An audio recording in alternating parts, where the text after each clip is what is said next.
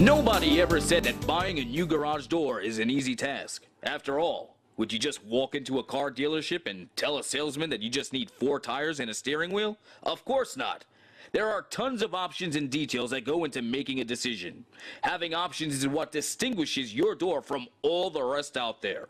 And those options give you full creative control while customizing and designing your new garage door.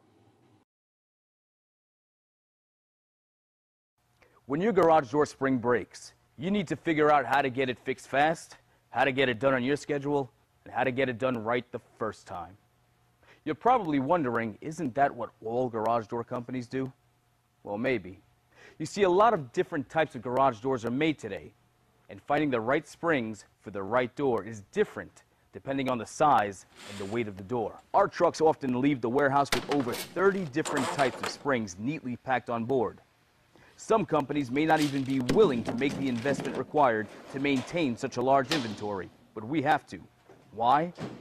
Because at the end of every job, we demonstrate to you that the proper spring has been installed on your door by performing a simple balance test that's been proven and recommended in our industry by DASMA. When you call Precision, we'll come out and repair your door at the time that is convenient for you.